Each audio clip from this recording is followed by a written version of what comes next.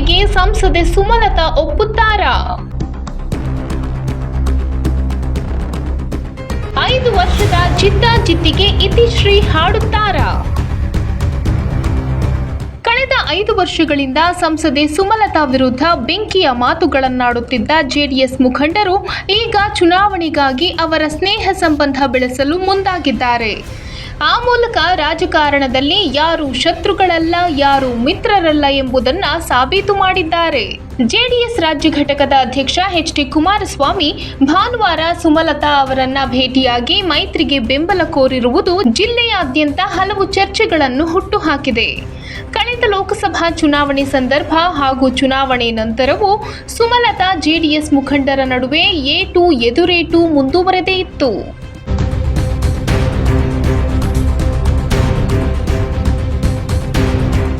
ಈಗ ಎಚ್.ಡಿ. ಕುಮಾರಸ್ವಾಮಿ ಅವರು ತಾವೇ ಹುರಿಯಾಳು ಆಗಿರುವಾಗ ಕಳೆದ 5 ವರ್ಷಗಳಿಂದ ನಡೆದುದೆಲ್ಲವನ್ನೂ ಮರೆತು ಸುಮಲತಾ ಅವರ ಮನೆ ಬಾಗಿಲು ತಟ್ಟಿದ್ದಾರೆ. ಜೆಡಿಎಸ್ ಬಿಜೆಪಿ ಮೈತ್ರಿ ಮಾತುಕತೆ ಆರಂಭವಾದಾಗಲೇ ಕುಮಾರಸ್ವಾಮಿ ಹಾಗೂ ಸುಮಲತಾ ನಡುವೆ ಸ್ನೇಹ ಸೂತ್ರ ಸಿದ್ಧಗೊಂಡಿದೆ ಎಂದೇ ಹೇಳಲಾಗ್ತಿತ್ತು. ಈಗ ಅದು ನಿಜವಾಗಿದೆ.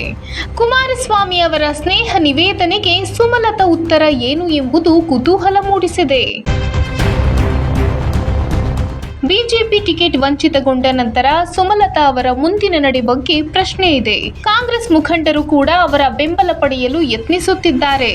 ಅವರು ಕಾಂಗ್ರೆಸ್ ಕಡೆ ಮುಖ ಮಾಡುವ ಮೊದಲೇ ಎಚ್.ಡಿ. ಕುಮಾರಸ್ವಾಮಿ ಅವರು ಧಾವಂತದಿಂದ ಅವರ ಮನೆಗೆ ಹೋಗಿ ಬೆಂಬಲ ಕೋರಿದ್ದಾರೆ ಎಂಬುದು ಸ್ಥಳೀಯರ ಅಭಿಪ್ರಾಯ. ಈ ಹಿಂದೆಯೆಲ್ಲ ಹೀಯಾಳಿಸಿದ್ದರು. ಕಳೆದ ಲೋಕಸಭಾ ಚುನಾವಣೆಯಲ್ಲಿ ನಿಖಿಲ್ ಕುಮಾರಸ್ವಾಮಿ ವಿರುದ್ಧ ಸುಮಲತಾ ಸ್ಪರ್ಧೆ ಮಾಡಿದ್ದನ್ನೇ ಆಗ ಮುಖ್ಯಮಂತ್ರಿಯಾಗಿದ್ದ ಎಚ್.ಡಿ.ಕೆ ಸಹಿಸಿಕೊಂಡಿರಲಿಲ್ಲ. ಅವರ ಮಾತುಗಳಲ್ಲಿ ಅಸಹಿಷ್ಣುತೆ ಎದ್ದು ಕಾಣುತ್ತಿತ್ತು. ಪುತ್ರನ ಗೆಲುವಿಗಾಗಿ ಅಂಬರೀಶ್ ಮೃತದೇಹದ ಕುರಿತಾಗಿಯೂ ಮಾತನಾಡಿದ್ದರು.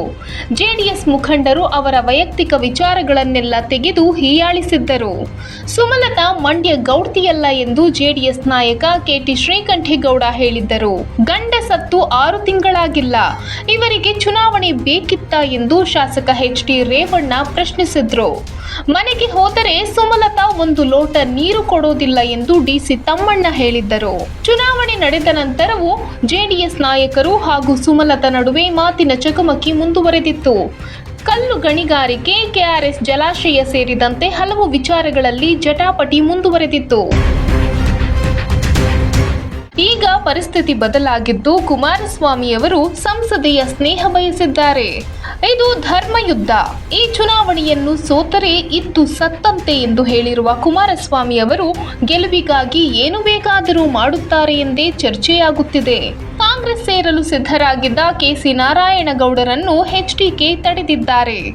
ಈಗ ಸುಮಲತಾ ಮನೆಯ ಬಾಗಿಲು ತಟ್ಟಿ ಅವರ ಬೆಂಬಲ ಪಡೆಯಲು ಪ್ರಯತ್ನಿಸಿದ್ದಾರೆ. ಮುಂದೆ ಇನ್ನು ಏನೇನು ಮಾಡ್ತಾರೆ ಎಂಬುದನ್ನು ಕಾದು ನೋಡಬೇಕಾಗಿದೆ.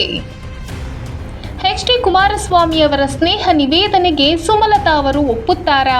ಮೈತ್ರಿಗೆ ಬೆಂಬಲ ನೀಡುತ್ತಾರಾ? ಪಕ್ಷೇತರ ಅಭ್ಯರ್ಥಿಯಾಗಿ ಕಣಕ್ಕಿಳಿಯುತ್ತಾರಾ ಅಥವಾ ತಟಸ್ಥವಾಗಿ ಉಳಿಯುತ್ತಾರಾ? ಮುಂತಾದ ಪ್ರಶ್ನೆಗಳಿಗೆ ಉತ್ತರ ಸಿಗಬೇಕಾಗಿದೆ. ಸುಮಲತಾ ಮೈತ್ರಿಗೆ ಬೆಂಬಲ ಕೊಡಲಿ ಅಥವಾ ಕೊಡದಿರಲಿ, ಆದರೆ ಕುಮಾರಸ್ವಾಮಿಯವರು ಸಂಸದೆಯನ್ನು ಭೇಟಿ ಮಾಡಿ ಉತ್ತಮ ನಡೆ ಪ್ರದರ್ಶಿಸಿದ್ದಾರೆ. ಇದು ಗೆಲುವಿಗೆ ಅನುಕೂಲವಾಗಲಿದೆ ಎಂದು ಜೆಡಿಎಸ್ ನಾಯಕರೊಬ್ಬರು ತಿಳಿಸಿದರು. ಬಿಜೆಪಿ ಮುಖಂಡರ ವಿರೋಧ. ಎಚ್.ಡಿ. ಕುಮಾರಸ್ವಾಮಿ ಅವರು ಸಂಸದೆ ಸುಮಲತಾ ಅವರ ಮನೆಗೆ ತೆರಳಿದ್ದಕ್ಕೆ ಕೆಲ ಸ್ಥಳೀಯ ಬಿಜೆಪಿ ಮುಖಂಡರು ವಿರೋಧ ವ್ಯಕ್ತಪಡಿಸಿದ್ದಾರೆ. ಕುಮಾರಸ್ವಾಮಿ ಅವರ ಪರವಾದ ಅಲೆ ಇದೆ. ಗೆಲುವು ಖಾತ್ರಿ ಇರುವಾಗ ಸುಮಲತಾ ಅವರ ಬೆಂಬಲ ಕೋರುವ ಅಗತ್ಯವೇನಿತ್ತು? ಗೆದ್ದ ನಂತರ ತನ್ನಿಂದಲೇ ಗೆಲುವಾಯಿತು ಎಂದು ಸುಮಲತಾ ಹೇಳಿಕೊಂಡು ಓಡಾಡ್ತಾರೆ ಎಂದರು. ಸ್ವಾಭಿಮಾನದ ಹೆಸರಿನಲ್ಲಿ ಗೆದ್ದ ಸುಮಲತಾ ಈಗ ಸ್ವಾಭಿಮಾನವನ್ನು ಬಿಸಾಡಿ ಕುಮಾರಸ್ವಾಮಿಯವರನ್ನು ಬೆಂಬಲಿಸಲು ಸಾಧ್ಯವೇ ಎಂದು ಮತ್ತೊಬ್ಬ ಮುಖಂಡ ಪ್ರಶ್ನಿಸಿದರು. ಅದೇನೇ ಇರಲಿ, ಮಂಡ್ಯ ಮೈತ್ರಿ ಅಭ್ಯರ್ಥಿ ಕುಮಾರಸ್ವಾಮಿ ಕ್ಷೇತ್ರದ ಬೆಂಬಲಕ್ಕೆ ಮನವಿ ಮಾಡಿರುವುದರ ಮೂಲಕ 5 ವರ್ಷದ ಜಿದ್ದಾಜಿದ್ದಿಗೆ ಇತಿಶ್ರೀ ಹಾಡಿದ್ದಾರೆ. ಆದರೆ ಏಪ್ರಿಲ್ 3ರಂದು ತಮ್ಮ ಅಂತಿಮ ನಿರ್ಧಾರವನ್ನು ಪ್ರಕಟಿಸಲಿರುವ ಸಂಸದೆ ಸುಮಲತಾ ಕುಮಾರಣ್ಣನಿಗೆ ಬೆಂಬಲ ನೀಡ್ತಾರಾ? ಇಲ್ಲ ಸ್ವತಂತ್ರವಾಗಿ ಸ್ಪರ್ಧಿಸುತ್ತಾರಾ ಅಥವಾ ತಟಸ್ಥವಾಗಿ ಉಳಿತಾರಾ ಎಂಬುದನ್ನು ಕಾದು ನೋಡಬೇಕಿದೆ.